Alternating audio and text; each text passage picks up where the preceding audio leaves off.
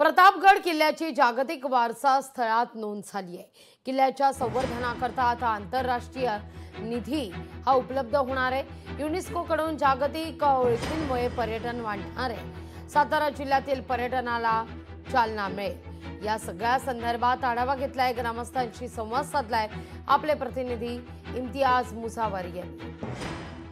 छत्रपतींच्या पराक्रमाची साक्ष सांगणारा किल्ले प्रतापगड की ज्याच प्रतापगडावर अफजल खानाचा कोथळा फाडला ते छत्रपती शिवाजी महाराजांच्या पराक्रमाची साक्ष असणारा किल्ले प्रतापगडावर आता युनेस्कोची नोंद या प्रतापगडाची झाल्यामुळे आता संपूर्ण सातारा जिल्ह्यात शिवप्रेमींमध्ये आनंदाचं वातावरण निर्माण झालेलं आहे। मी आता सध्या किल्ले प्रतापगडावर आहे आणि या ठिकाणी शिवभक्त आणि किल्ले प्रतापगडाची पूर्णतः देखभाल करणारे या ठिकाणी मावळे आहेत, त्यांच्याशी आपण थेट बातचीत करणार आहोत। दादा, आज किल्ले प्रतापगडाची युनेस्कोच्या यादीत नोंद झालेली आहे, काय सांगाल? भारतातील 12 किल्ले युनेस्कोमध्ये गेलेले आहेत, त्यातले महाराष्ट्रातले 11 किल्ले आहेत, त्यामध्ये हा किल्ले प्रतापगड आहे। ते किल्ले प्रतापगड हा युनेस्कोमध्ये गेल्यामुळं आम्हाला सर्व शिवभक्तांना, मावळ्यांना, आम्हाला स्थानिक ग्रामस्थांना खूप त्याचा अभिमान आहे। याचा आमच्या भविष्याच्या पिढीला खूप फायदा होणार आहे।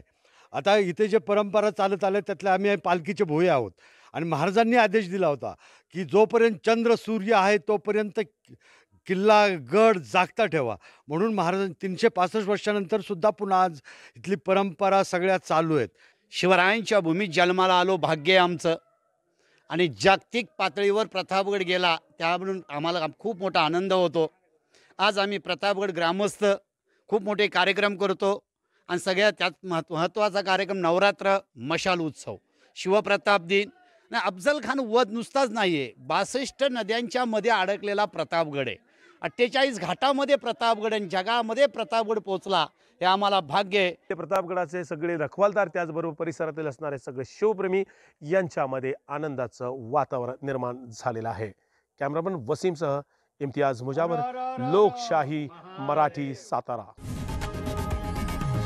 लोकशाही मराठी, ऐका, पहा, जागरूक रहा।